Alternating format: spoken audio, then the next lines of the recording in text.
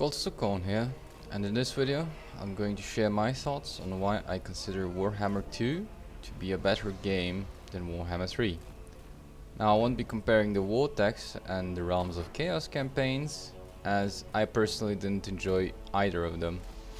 Instead I'll be focusing on Mortal Empires and Immortal Empires.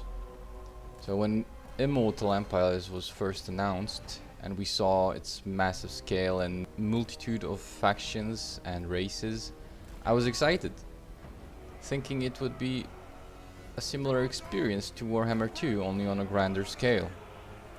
Unfortunately for me, it did not live up to those expectations.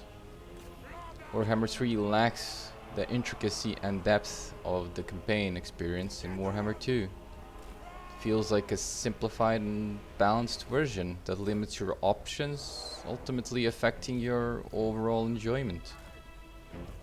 In Warhammer 2, the campaign truly challenged you with anti-player bias, where a single settlement could field 3 full-stack armies.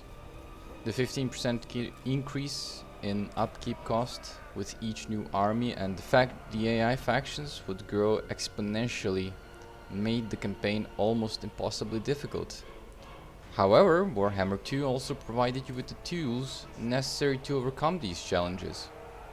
Traits that boosted your armies, improved your economy, reduced building costs, technologies that granted free upkeep for certain units, faction mechanics. Everything worked together to enhance your strategic options, making AI cheats seem inconsequential. Confederations allowed you to access additional legendary lords who further supported your cause. To succeed, you had to fully engage with the game, understanding its mechanics and intricacies. Every decision regarding characters, provinces and armies mattered, making you deeply invested in your forces and always seeking the most effective strategies. Regrettably, these features were removed in Warhammer 3.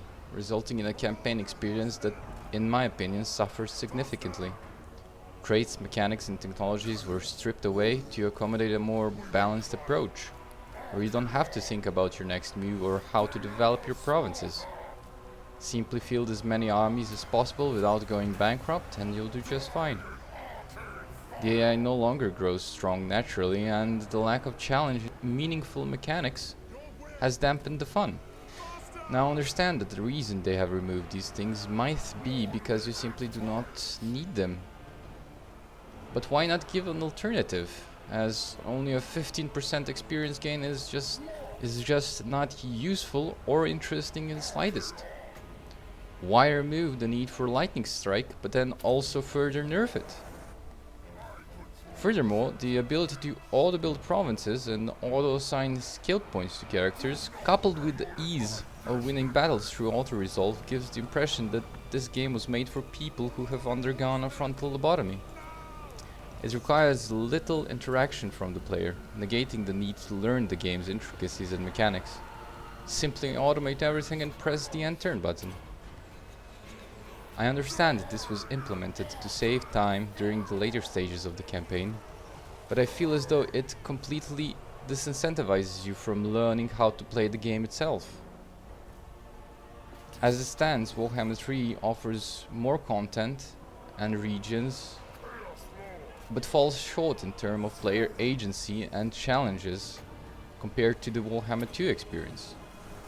It seems Creative Assembly's priorities are misplaced, focusing more on removing what they consider abusive gameplay, rather than addressing fundamental issues and improving replayability.